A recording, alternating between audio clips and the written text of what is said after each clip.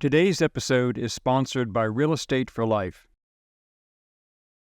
Here in the United States, we have seen a major effort to silence free speech by the Biden administration, eliminate opposing voices and viewpoints, use federal agencies to intimidate, arrest, and prosecute political rivals, while ignoring the crimes of their supporters or themselves, violating several constitutional amendments. However, it looks like Canadian Prime Minister Justin Trudeau took attacking his own people one step further when he issued decrees punishing Canadian citizens who decided to oppose his draconian and oppressive regime. Let's see how he did it. Who is Justin Trudeau? What makes him a danger to Canada? Why has there been so much opposition to his policies? How has Trudeau suppressed the rights of his citizens? Hello, I'm Colin Heaton, military veteran, historian, author, and welcome to this episode of Forgotten History.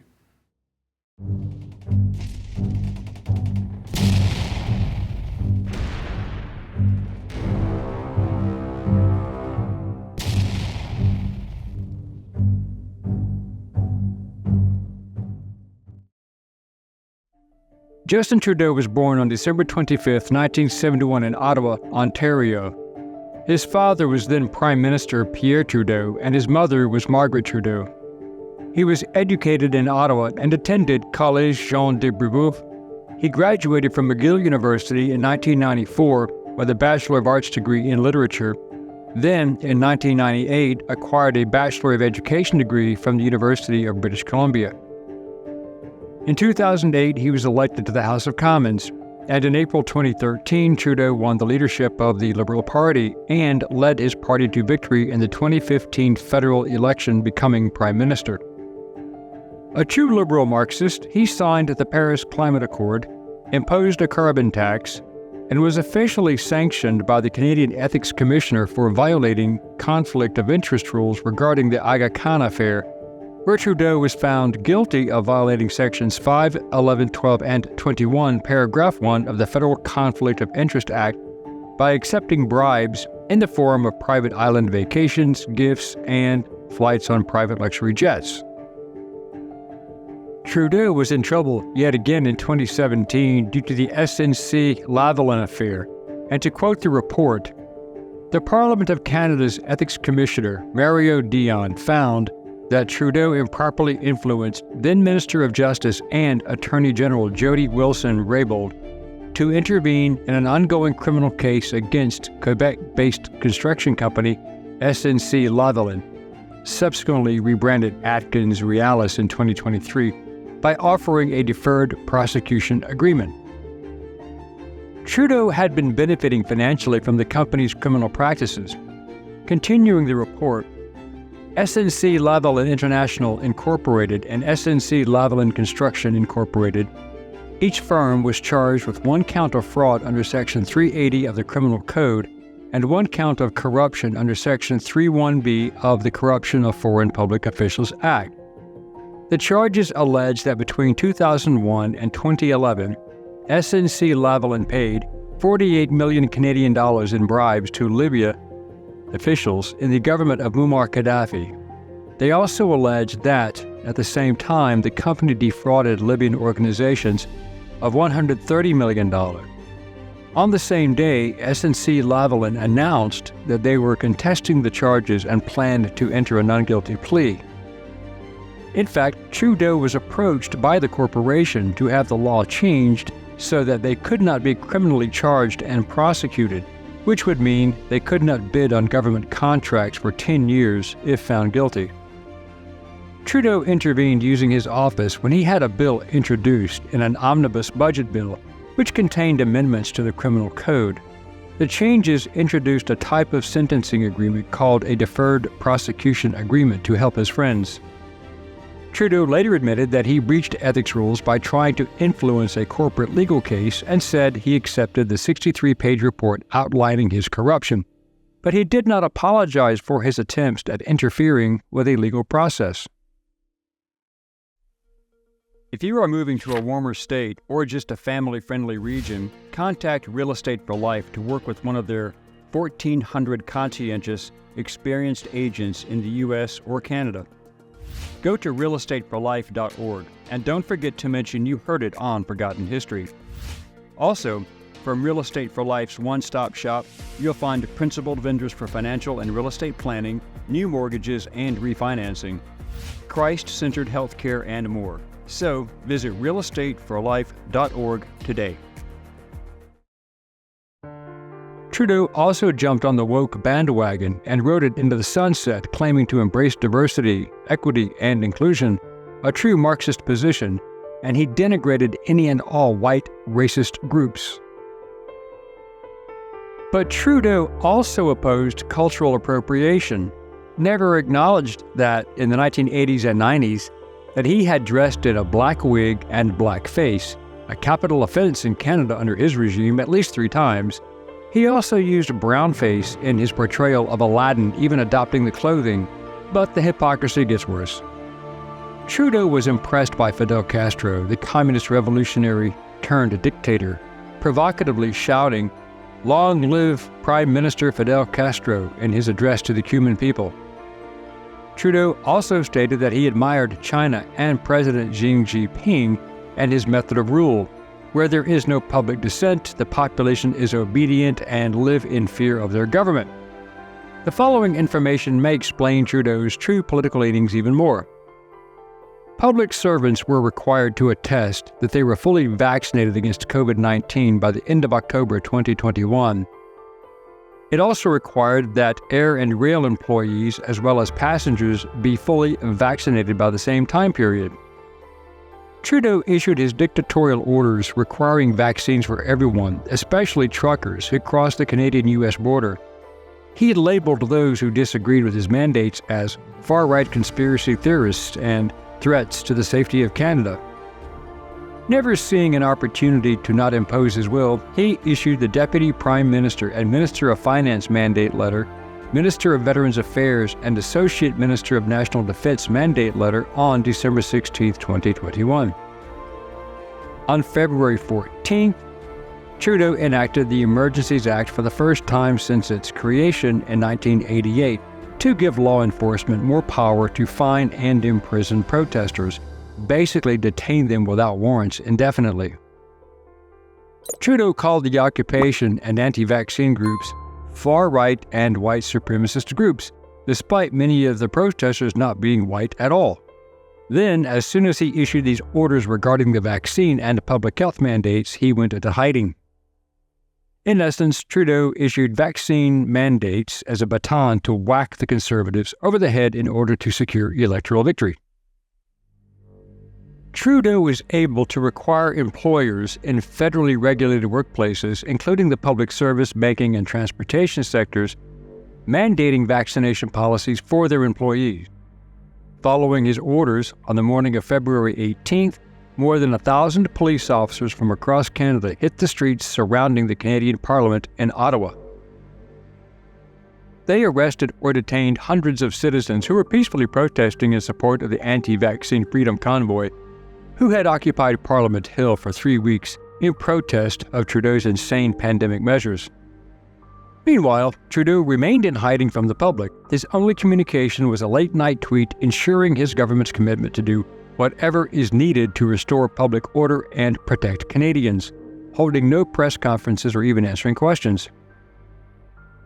The Emergencies Act of 1988 requires a high legal bar to be invoked. It may only be used in an urgent and critical situation that seriously endangers the lives, health, or safety of Canadians.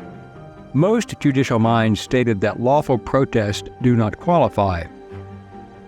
However, Canada's Justice Minister David Lametti argued these conditions had, in fact, been met. But the Canadian Civil Liberties Association disagreed, warning that the move threatens our democracy and our civil liberties. On the other hand, the Conservative Ontario Premier Doug Ford supported the federal government. The leader of the Ottawa protest, Tamara Lich, challenged Trudeau, telling AP News, "There are no threats that will frighten us. We will hold the line." Likewise, the premiers of Quebec, Manitoba, Alberta, and Saskatchewan said the emergency powers were not needed in their regions. Much of the dissent from the people was echoed in both the United Kingdom and United States in 2021 to the present, such as the concerns regarding rare blood clotting events in people who received the AstraZeneca vaccine. Trudeau's response was to offer other vaccine options that would be made available to the public, based on the results of an ongoing UK study, but this was not appeasing the opposition forces. Pressed by observers and the media, Trudeau said the scope of the measures would be time-limited, reasonable, and proportionate, and he would not deploy the military. But his executive orders were meant to punish free thinkers. He still ordered banks to freeze personal accounts of anyone connected to the protests without any legal process through the courts. Then, after the public demonstrations, Trudeau doubled down, and Deputy Prime Minister Chrystia Freeland, who is also the National Finance Minister, stated that banks would be able to freeze personal assets, accounts of anyone linked with the protests without any need for a court order. She made this statement after it became known that 93,000 donations had come in from Canada and the USA for the truckers, totaling $8.4 million, to the crowdfunding platform Give, Send, Go, as well as reportedly a GoFundMe page. Then, with regard to the truckers who refused to carry goods across the border and back given the mandates, Freeland said that the vehicle insurance of anyone involved with the demonstrations can also be suspended. It's all about following the money, she said. This measure only increased the resentment of the people, especially the new rule that all truckers must be vaccinated across the U.S.-Canada border or quarantine upon return. This created an even larger opposition movement to resist all COVID health restrictions. Law enforcement then cleared anti-mandate protesters after a week of occupying Ambassador Bridge in Windsor, the most important connection for Canadian and U.S. trade following the week-long stalemate. What began as a rally against an enforced injection and lockdowns exploded. As Trudeau explained, this is about keeping Canadians safe, protecting people's jobs. Almost as if to appease the protesters, Trudeau stated that all these measures would be temporary, but he gave no timeline, but his hypocrisy knew no bounds. Trudeau came under intense fire from the media and others because when the farmers in India protested and blocked major highways to New Delhi for a year in their 2021 protest, Trudeau supported them and said, Canada will always be there to defend the right of peaceful protest. But he kind of screwed his own people. Where was his support of his own people? There was none, because he could not stand the thought of not being in total control, the mark of a true dictator. Canadian banks followed the directive and started freezing the accounts of people linked to the trucker protest in Canada, and the federal government is promising to take more accounts offline in coming days in an attempt to clear demonstrators from Ottawa, which has been occupied for a month. That information, when printed, sent Trudeau into a rage. On February 17th, Freeland confirmed in a press conference that financial institutions have started freezing accounts and canceling credit cards in accordance with the Emergencies Act, which the Prime Minister supports. When asked, Freeland said she would not give specifics on whose accounts are being frozen. The powers granted by the Act allowed the banks to target the accounts of people who donated to the fundraising campaigns on GoFundMe and Give, Send, Go. These actions, without court orders, only increased the protests. Then, donor information that was leaked from the Give, Send, Go campaign, which raised over $9.5 million at that time, presented a problem, as more than half of all donations originated from the U.S. One report stated, an analysis of the data by Newsweek found that California, Texas, Florida, New York, and Michigan topped the list of the highest number of U.S. donations by state. Trudeau's ever-expanding federal powers initiative, Canadian financial institutions were prohibited from providing any financial or related services to people who were directly or indirectly involved in the anti-COVID mandate protests across the nation. The Emergencies Act saw the Canadian government expand money laundering and terrorist financing laws to include fundraising sites like the previous mentioned as criminal activities. These crowdfunding engines are now required to register with the nation's Financial Intelligence Agency and to report large and suspicious transactions to the Financial Transactions and Reports Analysis Center of Canada. Freeland, in continuing to parrot the blatant overreach by Trudeau, said, "It gives me no pleasure to impose any of these measures. In fact, we do so with great sorrow, but do not doubt our determination to act to defend our democracy, to defend our economy, and to restore peace. Consequences are real and they will bite."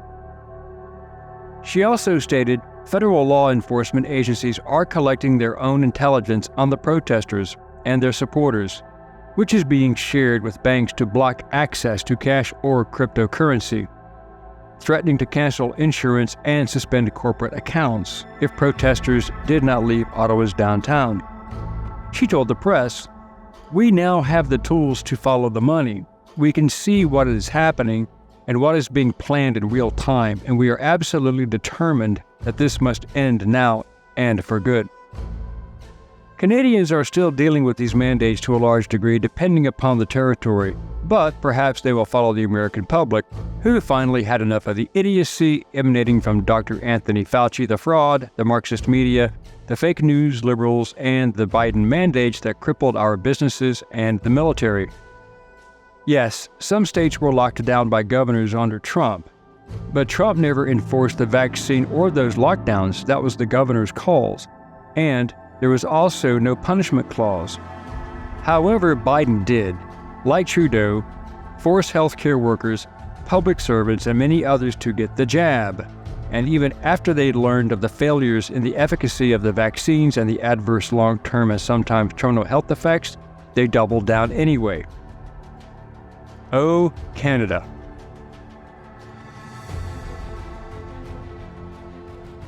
Thanks for watching today's episode of Forgotten History. If you like this episode, please consider becoming a channel member or joining our Patreon page. This would help us offset the ever-increasing cost of production. As always, please like, share, and comment.